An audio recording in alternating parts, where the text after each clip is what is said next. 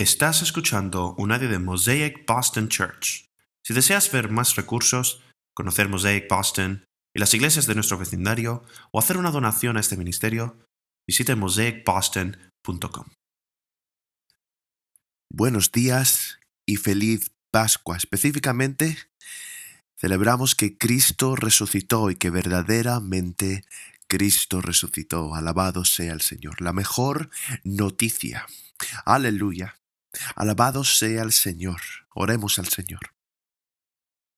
Señor Jesús, te agradecemos que con todas las fuerzas que el maligno trató de reunir contra ti, no fue suficiente. No pudieron detenerte, Señor, y te agradecemos por ello. Te agradecemos de que te hayas levantado victoriosa para abrirnos la puerta a una relación con Dios, que das vida. Hoy abres nuestras mentes y nuestros corazones, Señor, y te pedimos eso mismo. Te ruego que tú, el Dios vivo, salgas a nuestro encuentro con el poder del Espíritu Santo. Y te damos las gracias en el nombre de Jesús. Amén.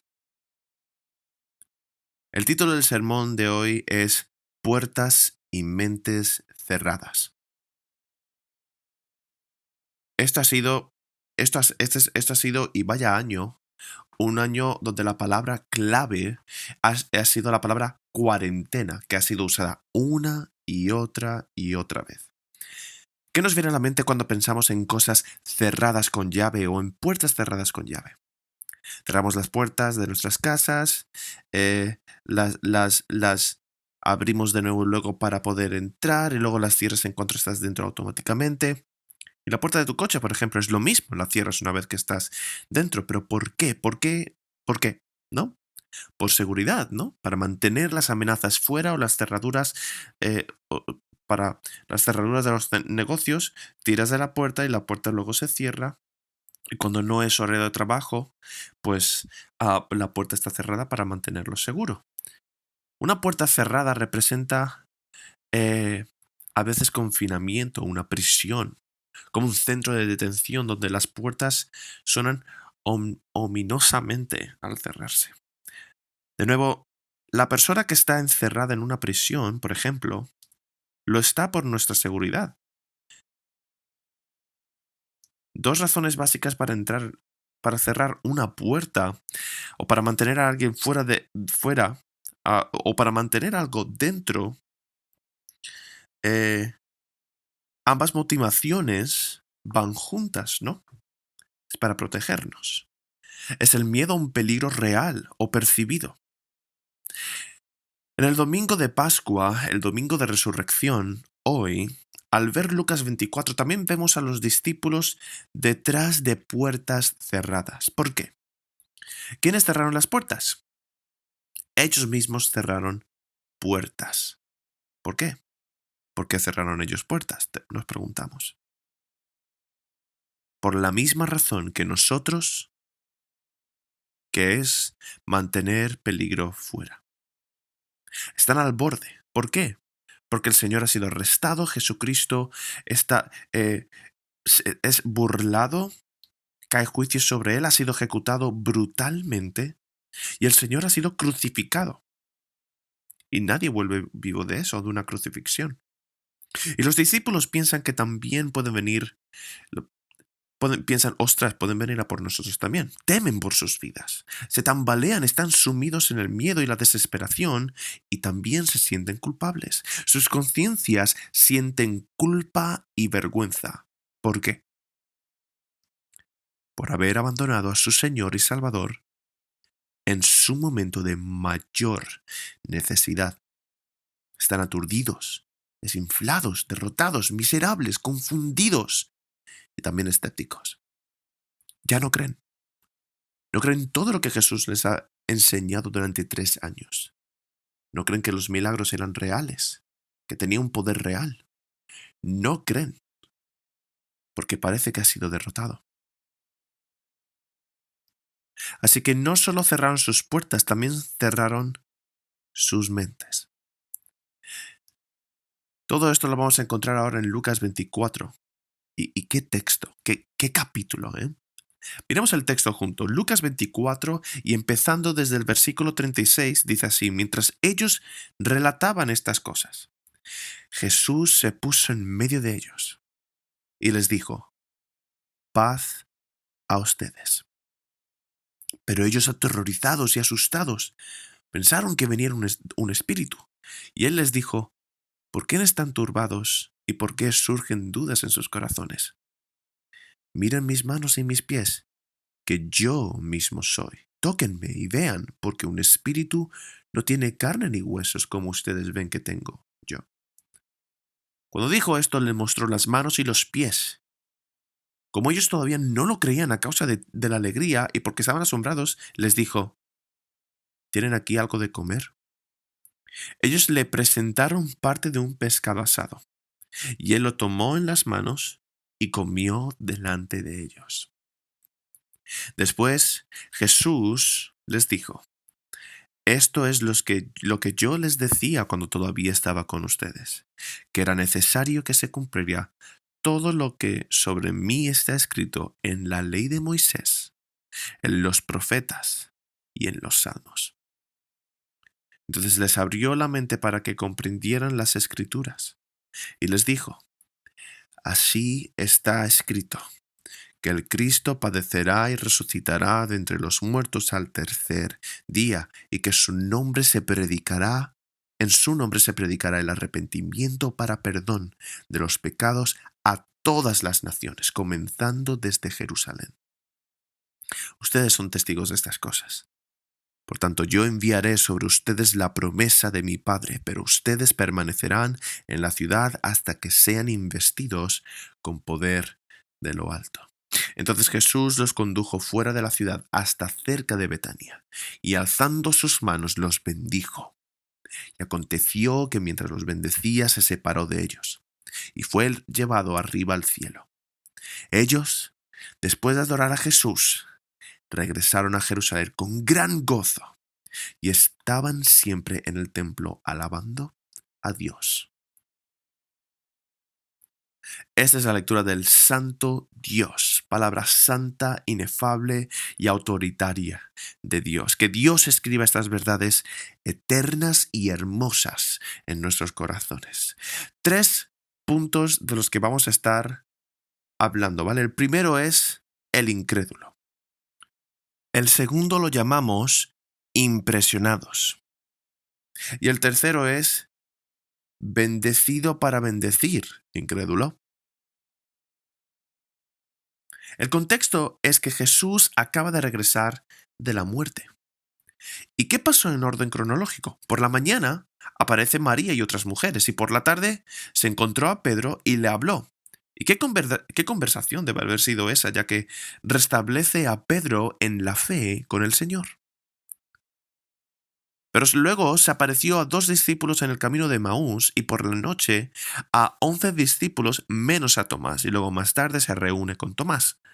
Así que los discípulos están en la habitación, han cerrado la puerta con llave y cuando escuchan un golpe son los discípulos del camino a Emaús que se encontraron con Jesucristo, el Cristo resucitado.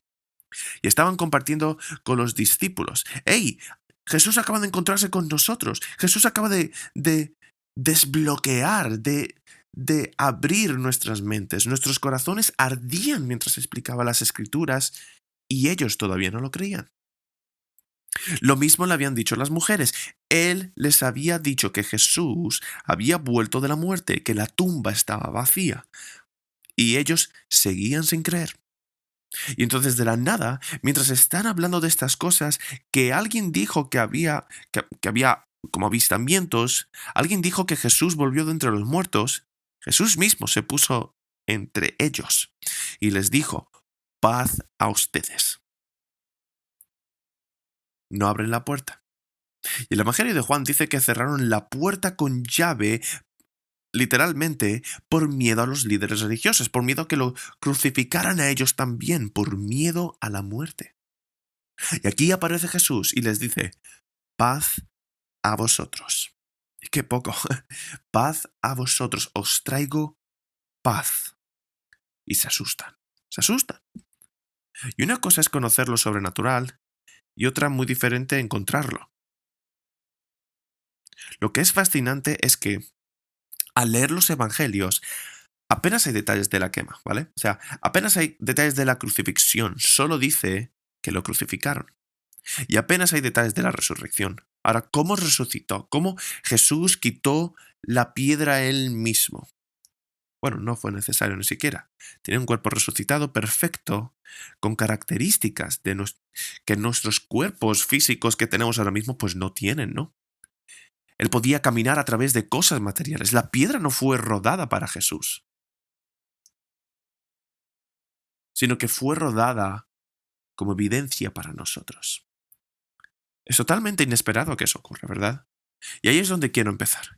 Quiero empezar por ahí porque en el siglo XXI pensamos que somos muy diferentes a la gente que nos precedió. Simplemente, gente piensa eso. ¿Quién es más inteligente, tú o tu madre? ¿No? O sea, pregunta trampa, no la mires. Ah, ¿Quién es más inteligente, tú o tus abuelos? Ellos ni siquiera tenían un iPhone. ¿Quién es más inteligente?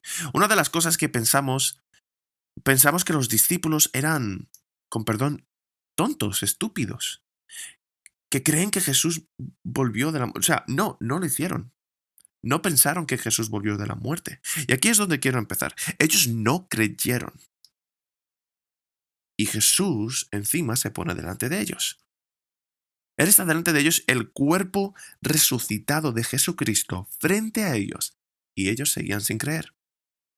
En el versículo 37, ellos estaban aterrorizados y asustados porque pensaron que veían a un espíritu. La primera respuesta de ellos era miedo, no fe. Qué raro, ¿no? ¿Por qué creen que se trataba de un espíritu? No porque era una sombra o apenas una figura material.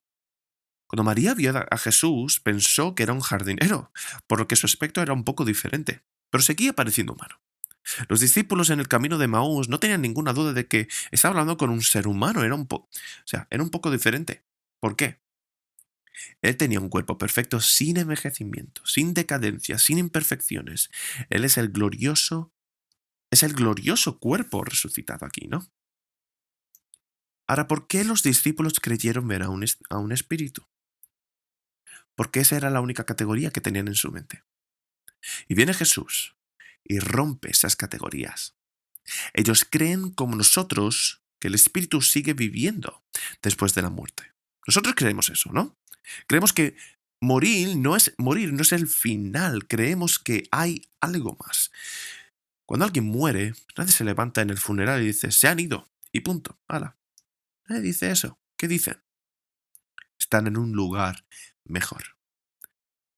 Se encuentra en un lugar mejor. ¿Por qué? Porque creemos que el espíritu sigue vivo y los discípulos no creyeron. Y me pregunto si es ahí donde nos encontramos hoy.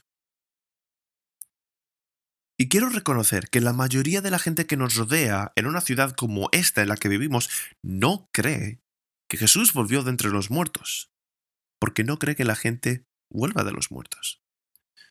Tal vez creen que la historia es una invención, o creen que los discípulos robaron el cuerpo, o que esto es simplemente un mito, o tal vez una enseñanza de verdades teológicas, que porque Jesús teológicamente o metafóricamente se levantó de entre los muertos, que hay esperanza para nosotros. Y una de las razones por la que este es el caso, en una ciudad como esta aquí en Boston, es porque hemos asumido la falsa premisa de que la inteligencia y la fe están en desacuerdo. Que la gente inteligente no creen cosas como esta. Como si la inteligencia se interpusiera o el conocimiento se interpusiera en el camino de la creencia en Jesús. Como si la gente inteligente o intelectual se interpusiera en el camino de la creencia entre Jesús. Como si no pudiesen creer. La gente inteligente solo cree lo que es verdad, como si tú sabes, como si fueran puramente racional, pero no lo son. No lo somos. Voy a ser sincero, o sea, no lo somos. No somos puramente racionales. Puedo dar un millón de ejemplos, de verdad. O sea, no somos puramente racionales, tenemos prejuicios. No somos criaturas de pensamiento, o sea, de raciocinio muchas veces y verdad. Somos criaturas de sentimiento, emoción y deseo, seamos sinceros. Tenemos prejuicios y los prejuicios muchas veces, siempre, vamos, nublan nuestro juicio. Y eso siempre ha sido una realidad.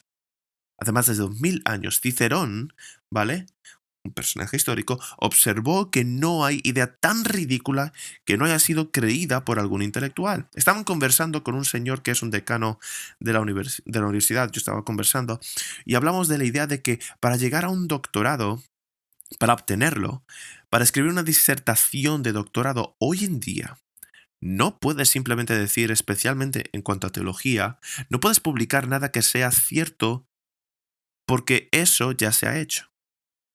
Así que tienes que inventar una nueva, tienes que crear una nueva idea.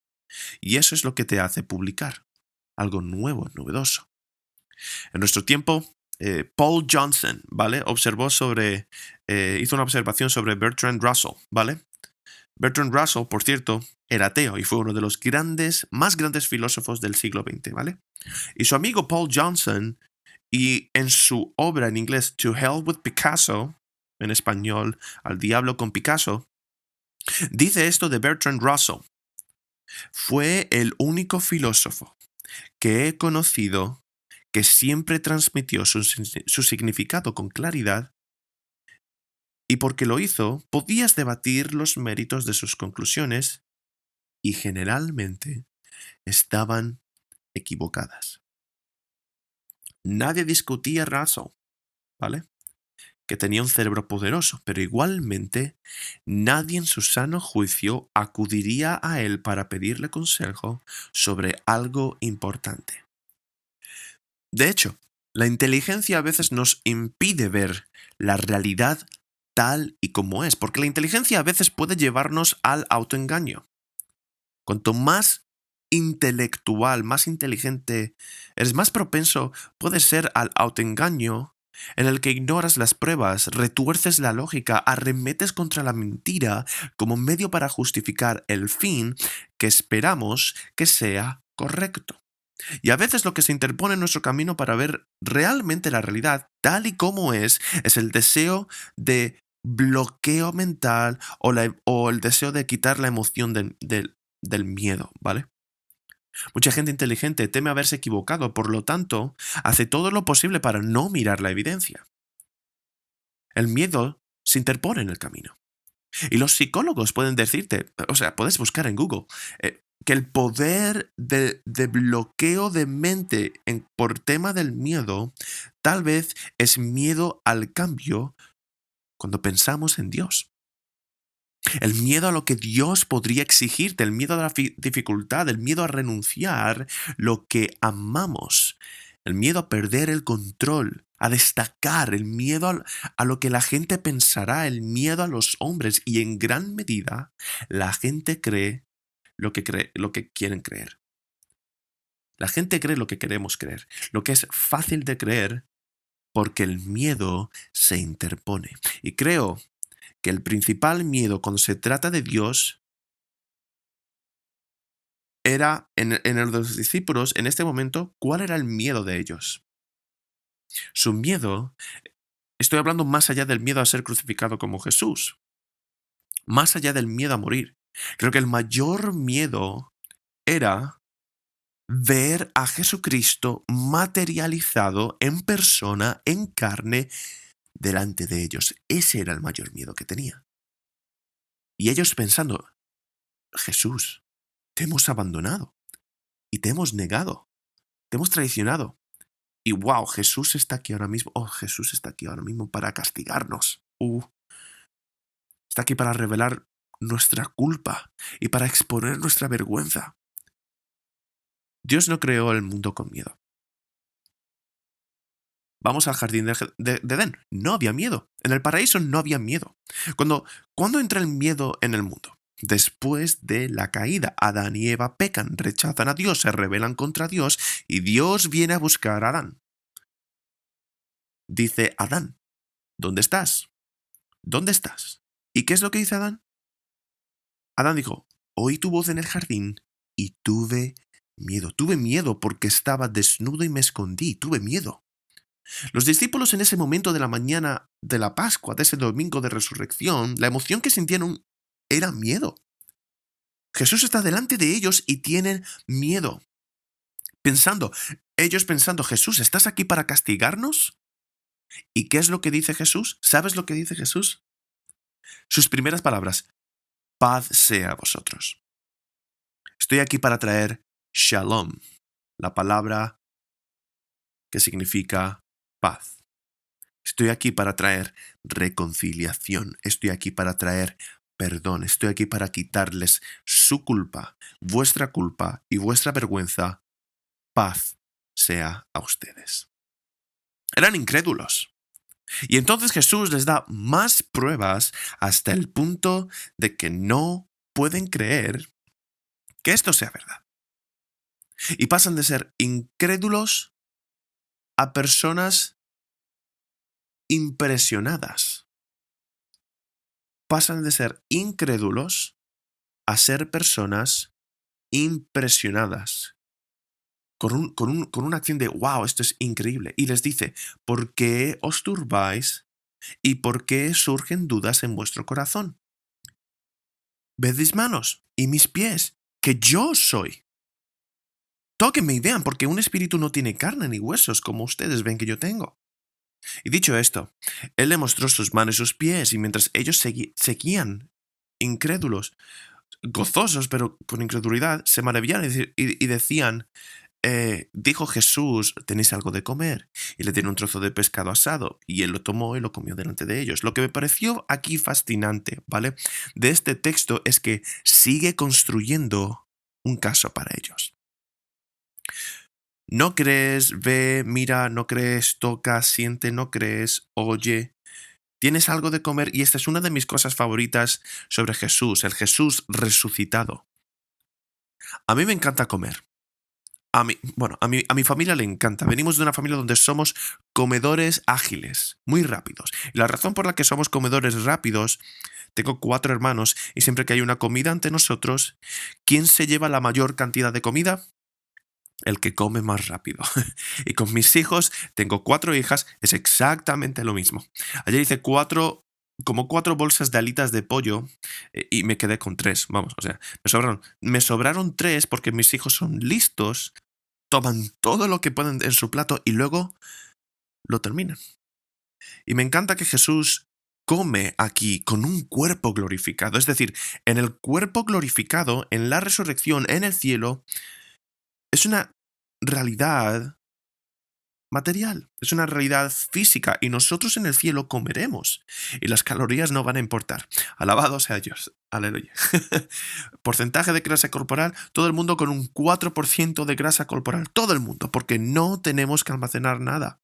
Alabado sea Dios. Jesús aquí está comiendo. ¿Por qué hace esto? Él está construyendo un caso para ellos.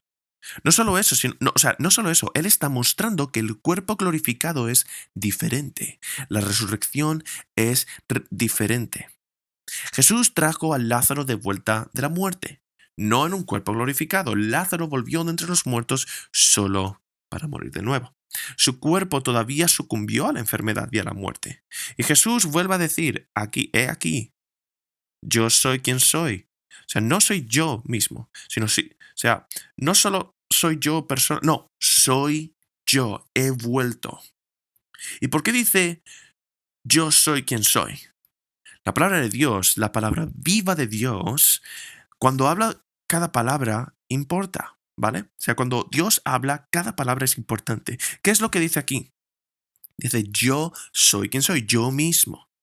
Pero eso es un nuevo yo, es un yo renovado, pero sigue siendo yo. Sí tiene sentido, ¿verdad?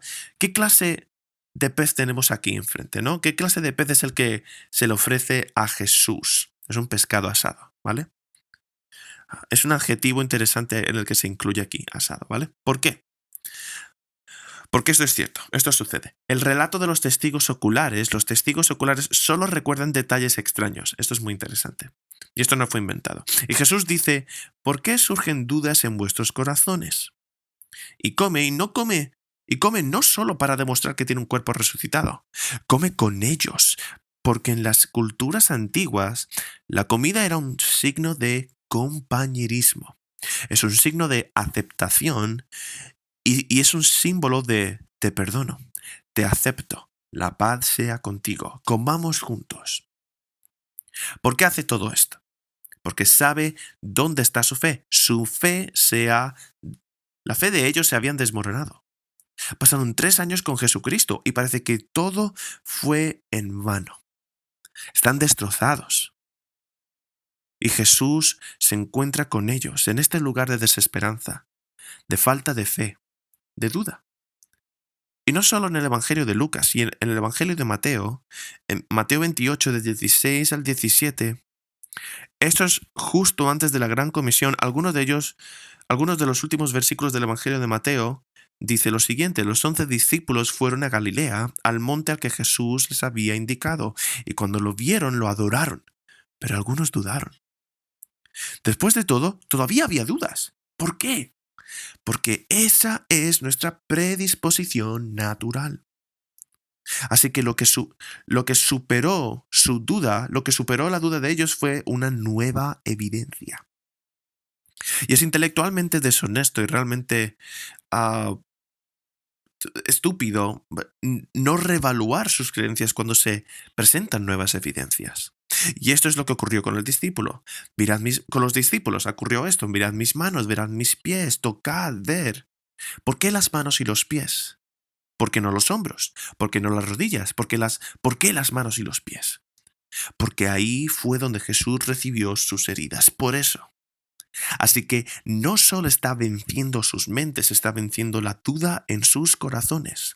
Jesús aquí diciendo: he muerto por ti y te lo estoy demostrando. Os amo. Mirad esto, mirad mis marcas. Ahora los discípulos no tienen que tomar una decisión. Los discípulos tienen que tomar una decisión, disculpad. Están pensando. Casi puedes ver las burbujas de pensamiento, ¿no? Como en los cómics, ¿no? Y están pensando, ¿qué estarán pensando más bien? Oh, wow, una nueva evidencia. Cristo resucitado. Ahora tengo que tomar una decisión. ¿Es esto creíble? Y no solo en el sentido de una teoría. ¿Es esto creíble en... esto es creíble y ahora voy a cambiar mi vida debido a esta realidad. Agustín, en el libro de la predestinación de los santos, dice, y cito: nadie cree nada si no lo ha creído primero. Todo lo que se cree después de haber sido precedido por el pensamiento. No todo el que piensa cree, ya que muchos piensan para no creer. Pero todo el que cree, piensa creyendo, y cree pensando, y está pensando, y siguen pensando al haber evidencia. Fin de la cita. Jesús está construyendo un caso con el fin de llevarlos a un lugar, a una posición de creer. La verdadera creencia es algo donde realmente cambiamos nuestras vidas basadas en esta realidad. ¿Creemos? Los discípulos estaban pensando: somos pecadores. ¿Creemos que somos tan grandes pecadores que el Hijo de Dios tuvo que morir por nosotros? ¿Creemos que somos tan amados que el Hijo de Dios moriría por nosotros? ¿Creemos que esto es verdaderamente, que este hombre que se está presentando aquí es verdaderamente Dios, y creemos tanto que inclinaremos nuestras vidas a esta realidad de manera que nos sometamos al Rey? Este es el Rey que ha resucitado de entre los muertos. ¿Cederemos a esa autoridad? ¿Cederemos de tal manera que realmente haremos lo que Él dice, cualquier cosa que Él nos diga?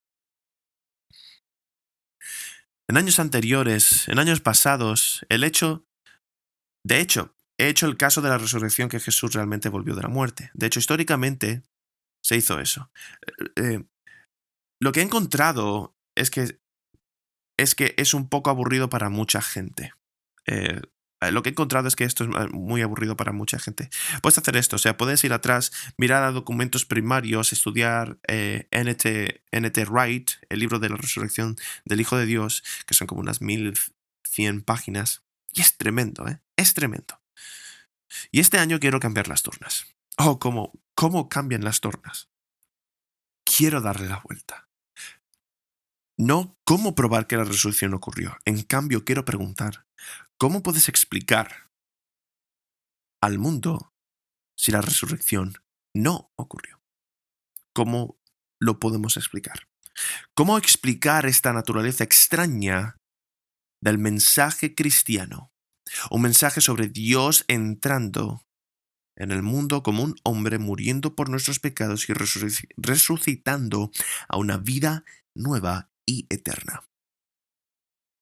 Y no simplemente que se trate de un mensaje nuevo, no simplemente que no sea el mensaje que el pueblo judío hubiera esperado sobre el Mesías. No, es la contradicción rotunda de todo lo que el pueblo judío, que fue el primer creyente en Jesucristo, que el pueblo judío creía que el Mesías haría. O sea, es que es de hecho lo contrario. ¿Por qué a los discípulos les costaba tanto creer como Jesús está delante de ellos? ¿Por qué les cuesta? Vamos a ver. Porque no podían creer que el Mesías que se suponía que iba a venir a conquistar y a reinar. No podían hacerlo, no creían, no podían creer que iba a sufrir y morir. Se suponía que destruiría a los malvados, no que sería destruido por los malvados. Se suponía que iba a establecer el reino de Dios, no que iba a ser víctima del reino de los hombres. Por eso los discípulos se esforzaron por entender lo que Jesús decía cuando predijo el sufrimiento y la muerte. Y Jesús se lo dijo a ellos una y otra vez. Entonces, ¿qué les hizo cambiar de opinión? ¿Qué necesitaban para cambiar sus mentes? Y no solo sus mentes, sino la de más de 500 personas.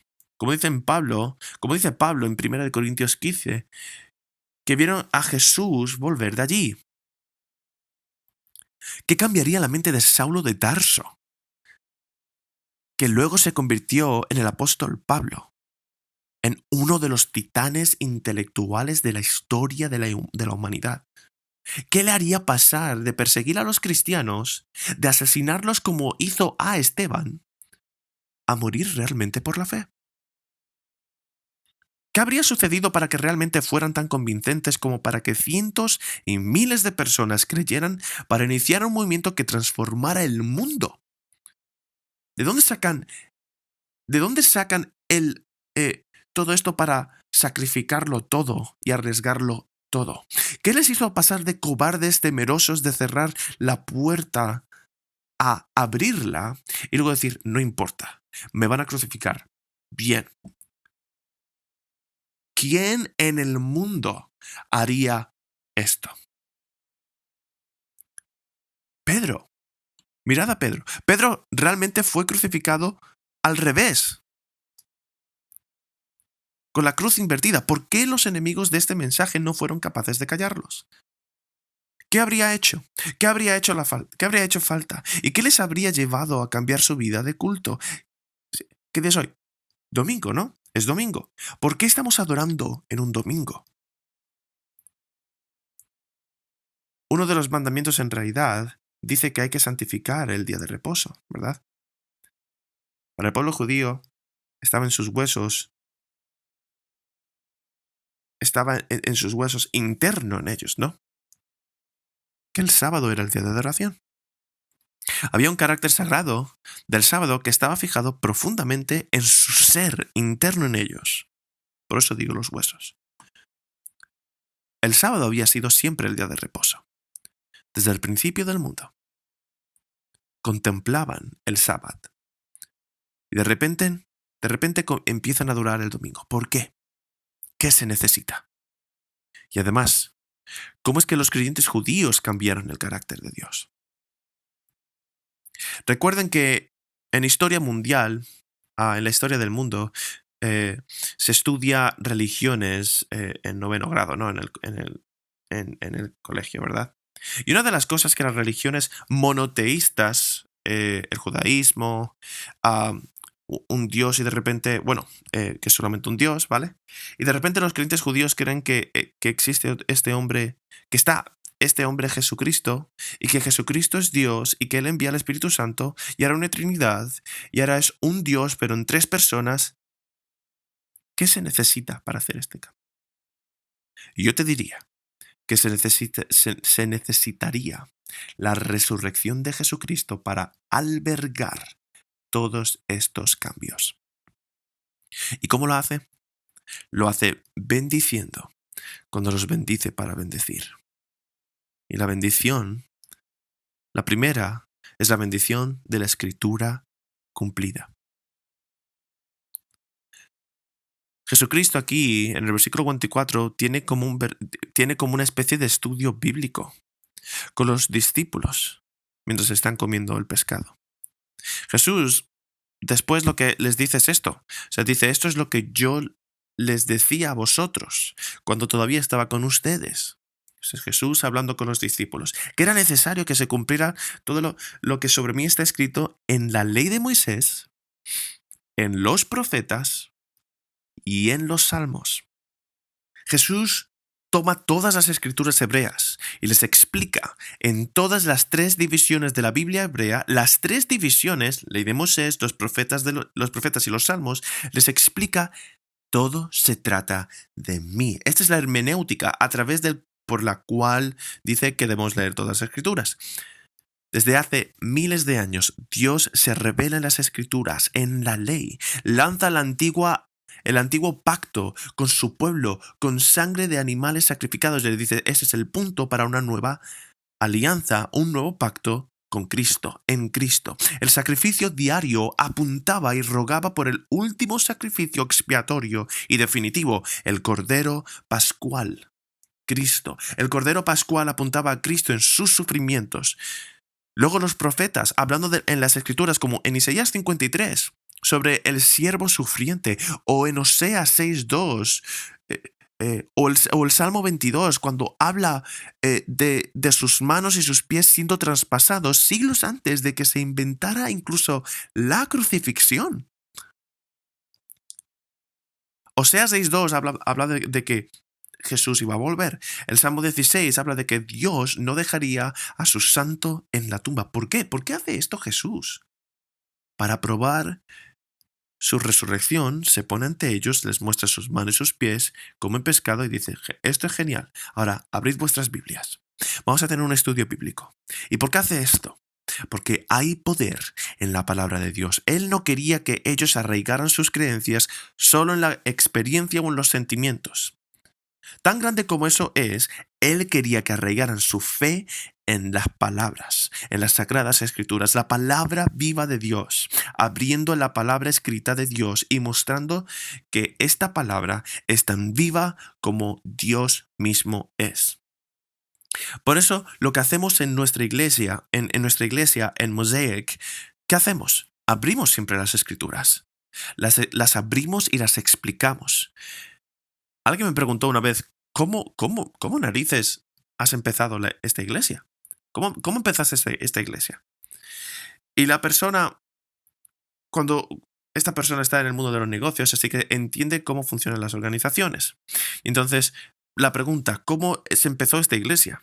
Porque empezar una iglesia es como empezar un negocio, excepto que tienes un producto que nadie quiere. Tenemos un producto en el que me levanto y me digo, todo lo que digo son guiños a los pecadores. Eso es lo que es. Sois terribles, sois horribles, no hay esperanza para ti, no hay esperanza. Ahí es donde siempre empezamos. Y entonces vamos a Jesús cada vez. ¿Cómo? ¿A través de qué? De la palabra de Dios. En el año 2021 hacemos lo mismo que ellos han hecho a través de los siglos. Abrimos la palabra de Dios, la abrimos y hacemos lo que Jesús hizo. Y Jesús no se limita a leer las escrituras, sino que revela las escrituras. Y esto es lo que vemos en el versículo 45. Abrió la mente de ellos para que entendieran las escrituras y les dijo, así estaba escrito que el Cristo iba a padecer y al tercer día resucitar de entre los muertos y que se proclamaría en su nombre el arrepentimiento para el perdón de los pecados a todas las naciones, empezando desde Jerusalén. ¿Les ha dicho esto Jesús antes? Sí, se lo dijo. Si lo recordáis, ¿no? En 2 ocasiones el Evangelio de Lucas, Jesús les dice a los discípulos que iba a morir y resucitar. ¿Recordáis? Y en ambas ocasiones se le ocultó. Lucas 9, por lo que no lo entendieron.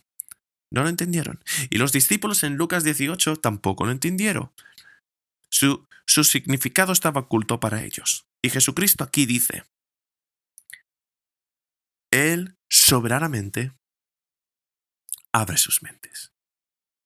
Sus mentes han sido cerradas, habían sido cerradas, había una ceguera espiritual, y las Sagradas Escrituras ahora son iluminadas por el Espíritu Santo a través de Jesucristo, de la misma manera que Él pasó a través de las paredes de esa tumba. Ellos no lo pidieron, pero Él pasa a través de las paredes de su mente y lo hace a través de las Escrituras. ¿Cómo lo hace? ¿Cómo planta la fe en sus mentes? Superando sus miedos. El miedo a ser castigados, el miedo a lo desconocido, a los lados negativos de la vida, el miedo. ¿Por qué? ¿Por qué el Cristo resucitado hizo eso? Hizo esto con los discípulos. ¿Por qué a ellos? ¿Por qué solo a ellos? Esa es una pregunta fascinante. Ese es un experimento de pensamiento fascinante, ¿vale? Si quieres que crezca el cristianismo lo más rápido posible y vas a volver de entre los muertos, ¿a quién te revelas? O sea, has resucitado, tenemos a Cristo resucitado, se puede revelar a cualquiera, ¿verdad? ¿Por qué te revelas a unos pescadores y recaudadores de impuestos insurrectos y a discípulos? ¿Por qué? ¿Por qué el Cristo resucitado no se apareció a Herodes, o a Pilato, o a Caifás, o al Sanedrín? ¿Por qué no se presentó ante Tiberio en el Senado romano? ¿Por qué no lo hizo? ¿Por qué se reveló a estas personas? ¿Por qué? En parte, fue un acto de juicio. Los líderes religiosos rechazaron a Cristo, y cuando rechazas a Jesucristo y llegas a un punto de no retorno, eres rechazado por Dios. Eso es parte del mensaje del Evangelio, de que puedes llegar a un punto donde rechazas a Dios. Mucha gente dice que Jesucristo murió por todos, Él murió por aquellos que creerían. Y si no crees en este mensaje, habrá un punto donde serás rechazado. Esto es parte del mensaje. Su aparición a los incrédulos no habría hecho o marcado ninguna diferencia. Y Jesús nos da esta teología en la parábola de Lázaro.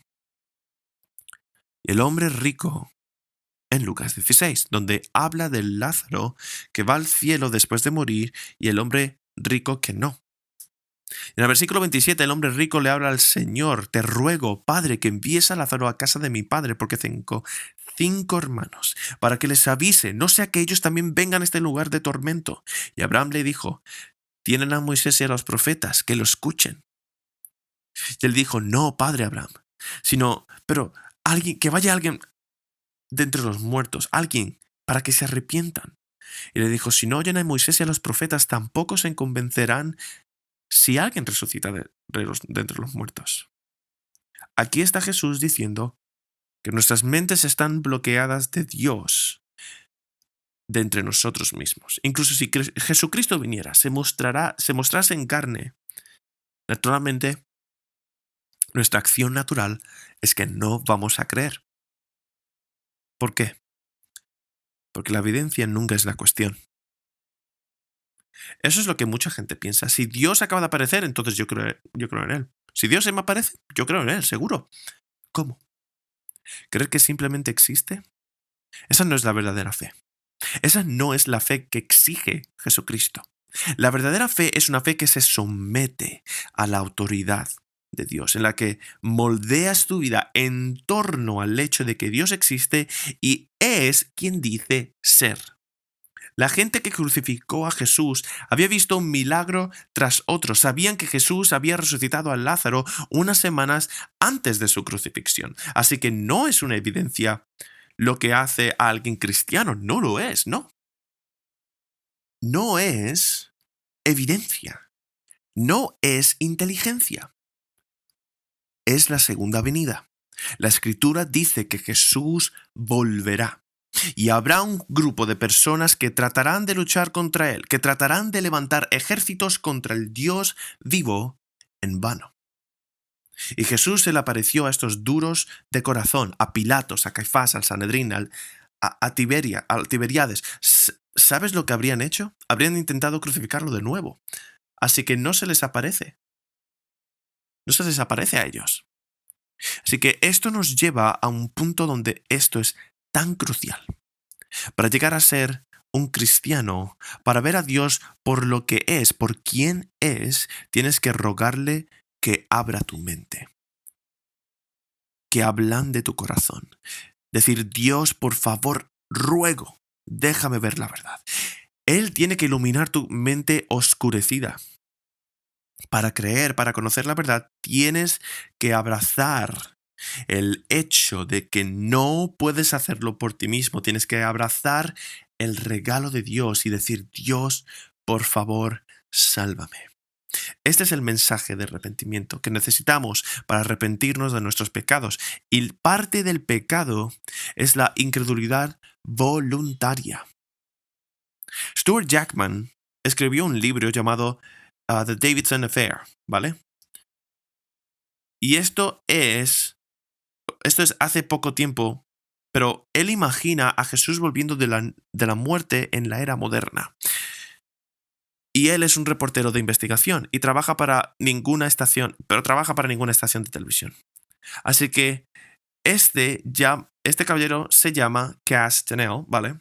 Es enviado por su cadena para cubrir la historia de la supuesta resurrección de Jesús Davidson, ¿vale? El hijo de David, ¿vale? Jesús Davidson, ¿vale?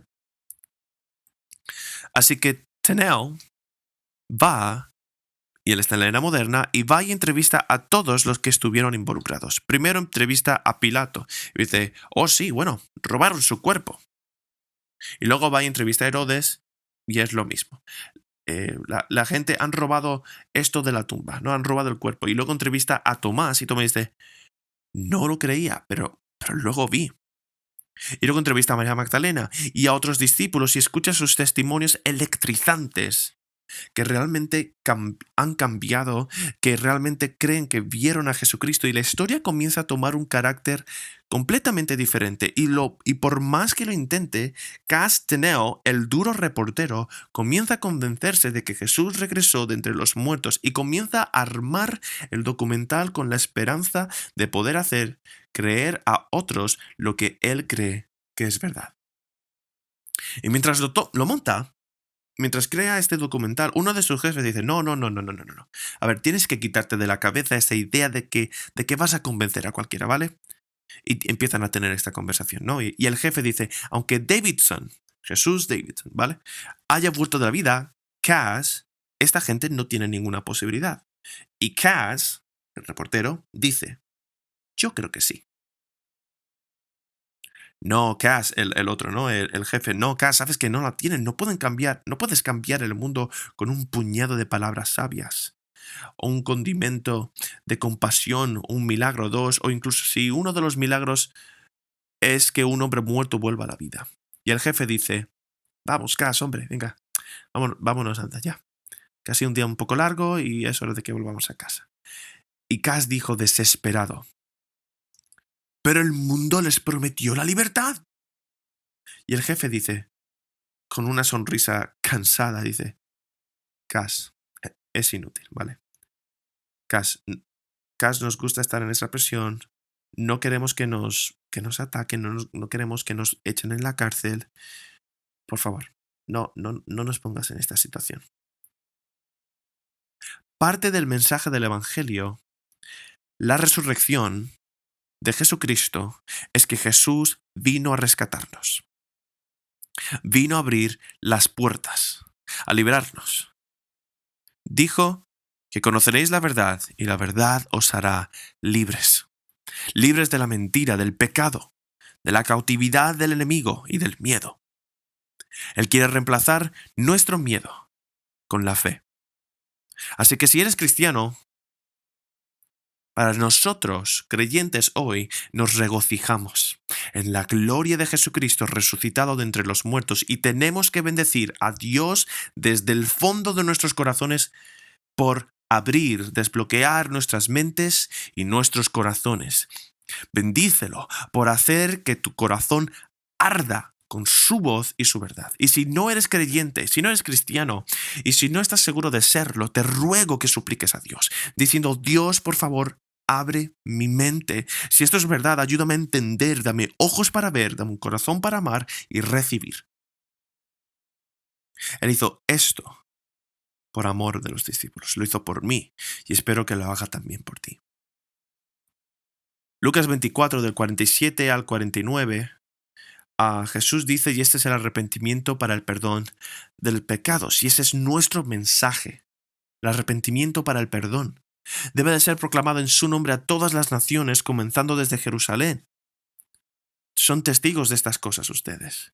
Jesús hablando a los discípulos, ¿verdad? Y he aquí que os envío la promesa de mi Padre sobre vosotros, pero quedaos en la ciudad hasta que seáis revestidos de poder de lo alto. Y este es el mensaje del Evangelio. Jesús murió por nuestros pecados. Murió la muerte que merecíamos morir porque no quisimos vivir la vida que nos llamó a vivir. Y cuando nos arrepentimos, nos perdona. ¿Y cómo podemos creer en esto? ¿Cómo puede la gente creer esto? Por el poder del Espíritu Santo. Y Jesús dice, una vez que se cree, nuestro trabajo es proclamarlo.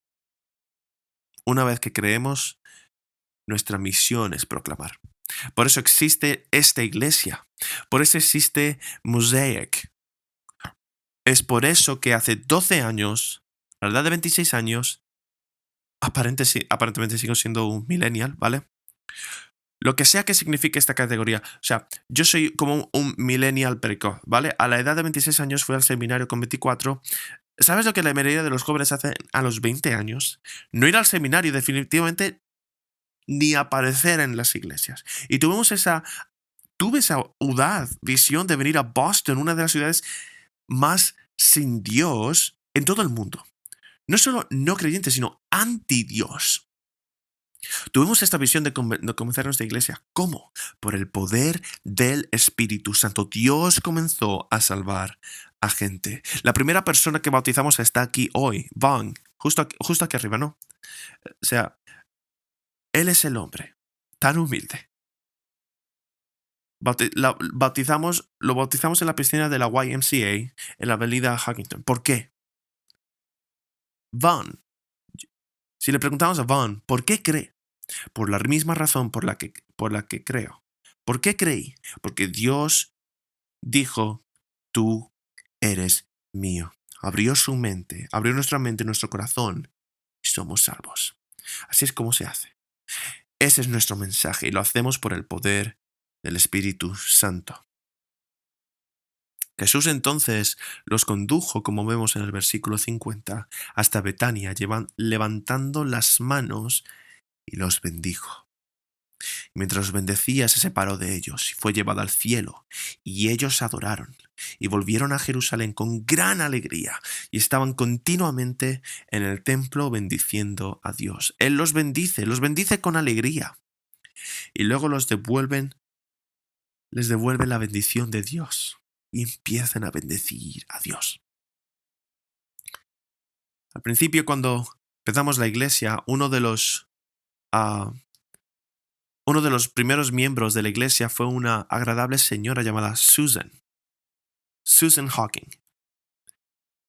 Susan Hawking y yo estábamos muy conectados, ¿no? Nuestras familias conectaron porque ella había estudiado ruso, ¿no? Y Susan vivía en una residencia asistida porque Susan tenía muchas discapacidades. Y una de las discapacidades que tenía era que cuando tenía 2 años tuvo cáncer en su ojo y le extirparon el ojo, ¿vale? Y conocimos a Susan y una de las cosas que hicimos, y ahora miro atrás en sus 20 años, mi esposa, en estos 20 años, mi esposa y yo y conducíamos al hogar de donde estaba Susan en Brighton. Y la llevamos a la iglesia y a ella le gustaba la iglesia. Y le gustaba el hecho de que tuviéramos comida después de los servicios. Cuando empezábamos, sobornábamos a la gente un poco con comida, ¿no? Era muy piadoso porque Jesús hacía comida, ¿no? Y nosotros hacíamos comida también, ¿por qué no? Y Susan y yo mantuvimos una relación durante los últimos años. Durante los últimos años ella dejó de ir a la iglesia porque se enfermó, ¿vale?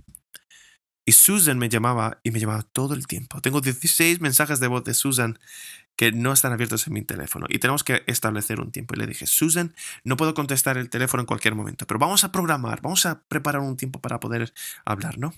Y todos los viernes por la tarde me llamaba a las 4 de la tarde. El viernes pasado me llamó y nunca había escuchado su voz tan débil.